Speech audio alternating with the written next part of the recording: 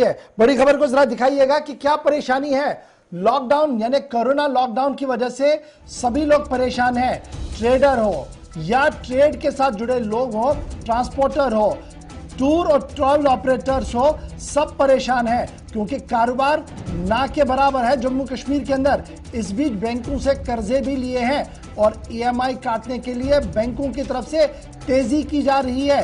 और जहां पर ईएमआई नहीं मिल रही है वहां पर जो उनके जामीन है बैंक के अंदर, उनके खातों से अब पैसे काटने का अमल शुरू हो गया है। और साथ साथ अब यह भी मांग की जा रही है कि जिस तरीके से पिछले साल थोड़ी सी राहत ताजरों को दी गई थी, बैंक के साथ जुड़े लोगों को दी गई थी ताकि वो अपना बिजनेस एस्टैब्लिश कर सके और रोजी रोटी कमा सके, उसमें मजीद राहत को और बढ़ाया जाए ताकि आम लोग इससे मुस्तफीद हो सके। सीधे चलते हैं जी श्रीनगर, क्योंकि ये खबर बड़ी इंपॉर्टेंट है और इससे हालात कहीं और की ओर जा रहे हैं। एंटायर जम्मू कश्मीर की यह सूरत हाल है और खबर यह है कि मुख्तलिफ बैंकों की तरफ से नोटिसें देना शुरू हो गए हैं ट्रेडर्स को, आम लोगों को जो अपनी ईएमआई मुकर्ररा वक्त के अंदर नहीं दे पा रहे हैं बैंक को। मेरे साथ सईद तजम्मुल ज्वाइन कर चुके हैं। तजम्मुल, अपडेट कीजिएगा कि बैंक लगातार अपनी किस्त काट रहा है और सरकार एश्योर कर रहा था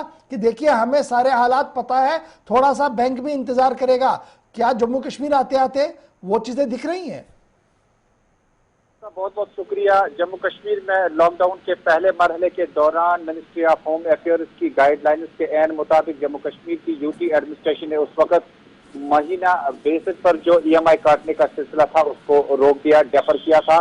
और उस वक्त एक ऐलान हुआ कि बाद में जब यह पैसा आपको वापस कर्जे का भरना होगा तो उसमें इंटरेस्ट रेट आपको नहीं भरनी होगी। यानी अगर किसी शख्स ने 10,000 रुपया फी महीने की किस्त से 8 महीने तक उन्होंने सिर्फ 80,000 रुपया ही भरना था और इसका 14%, 8%, 9% इंटरेस्ट नहीं देना था। लेकिन 2021 तक पहुंचते पहुंचते जम्मू कश्मीर में लॉकडाउन को दोबारा रिइंफोर्स करने के बाद अभी तक फाइनेंशियल इंस्टीट्यूशन जो है वो अपनी दावेदारी आम लोगों के लिए, ग्राहकों के लिए साबित नहीं कर सके।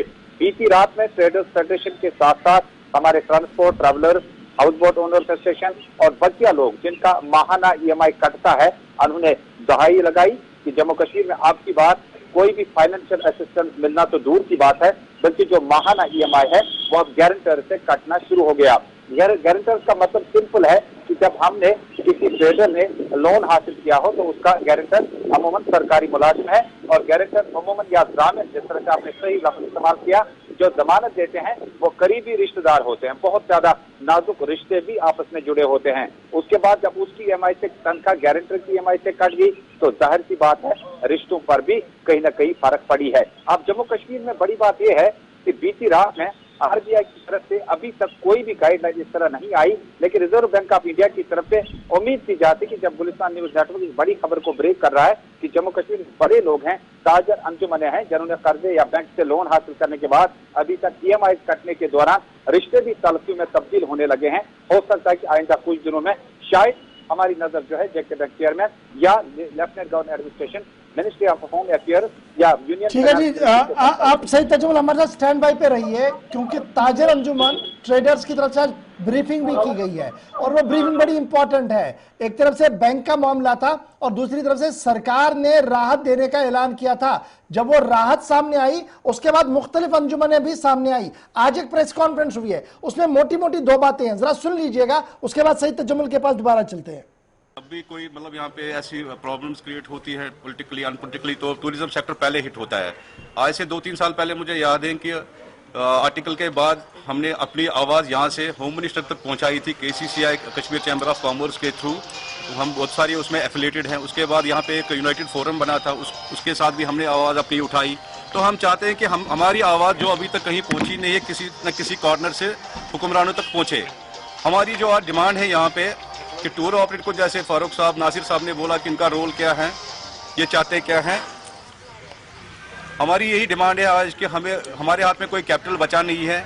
हमारे पास जो हमारे स्टाफ हैं वो बिल्कुल अनएम्प्लॉय हो गए, अनएम्प्लॉयमेंट बढ़ गई है, हमारा जीएसटी है, इनकम टैक्स है, और हमारी गवर्नमेंट से ये अपील होगी कि अगर आपको याद होगा कि एक बार फाइनेंस मिनिस्टर से सेंटर में सवाल किया गया था बजट सेशन के दौरान कि टूर ऑपरेटर्स के लिए आप क्या कर रहे हैं, तो उन्होंने बोला देखते हैं। हमें उम्मीद है कि इस बार वो देखना नहीं चाहिए, इस बार उनको कुछ इंप्लीमेंट करना चाहिए सेक्टर के लिए, क्योंकि आने वाले टाइम में हमें मार्केटिंग की भी जरूरत होती है। बैंक लोन से हमारे इसमें अलग अलग सेगमेंट्स हैं, जैसे हमारा एडवेंचर का सेगमेंट है, हमारे ट्रांसपोर्टर्स हैं, बाकी जैसे इन्होंने बताया हाउस बोट हैं, छोटे गेस्ट हाउस वाले हैं। तो मेरे को नहीं लगता कोई उस पोजीशन में है कि अपने आप को वो रिवाइवल मोड पे लाए। खाली हमें उम्मीद है, हमारी नजर गवर्नमेंट पे है कि इस बार वो हमें सीरियसली ले, हमारी डिमांड्स, हमारी इशू जो भी है हमारे उनको मतलब एड्रेस किया जाए और हमें एक बेल आउट या सॉफ्ट लोन जो 15-20 साल का हो, बेल आउट किया जाए, सॉफ्ट लोन दिया जाए। और इसी पर हम बात कर रहे थे। सईद तजम्मुल मेरे साथ श्रीनगर वापस चलते हैं। सईद तजम्मुल, एक तरफ से बेल आउट लोन की बात हो रही है, दूसरी तरफ से जिन लोगों ने लोन लिया है बैंक ने उन पर भी शिकंजा कसा है, लेकिन सवाल कहीं ना कहीं जेन्युइन भी है कि जब आप पिट्ठू वालों को, घोड़े वालों को और दीगर लोगों के लिए थोड़ी सी राहत 2000-4000 की राहत दे रहे हैं, जो लोग बड़े प्लेयर्स हैं, जिन लोगों के साथ सरमायाकारी की एक बड़ी उम्मीद लगाई जा रही है, या जो टूर और ट्रैवल ऑपरेटर के साथ जुड़े लोग हैं, उनके लिए सरकार अभी तक भी कोई बड़ा जामिया प्रोग्राम लेने में नाकाम हुई है। बिल्कुल, न सिर्फ इज्तिमाई तौर पर हमगीर फैसला लेना होगा, बल्कि जिस तरह से अभी ट्रेडर्स फेडरेशन टूरिज्म इंडस्ट्री से वापस लोगों की प्रेस कॉन्फ्रेंस का कुछ अहम हिस्सा चला। जिस वक्त आप इंडस्ट्रियल सेक्टर की बात करते हैं तो सीमेंट इंडस्ट्री हमारे पास एक बहुत बड़ा असासा है। उसके बाद जिप्सम मेहनत का एक बिजनेस है जो कि उड़ी बनारस में चलता है। उसके बाद जो आम ट्रेडर ताजर जो हमारे जिसमें 3 व्हीलर 4 व्हीलर के साथ साथ जो शॉप्स के लिए, दुकानों के लिए कर्जा हासिल किया गया है।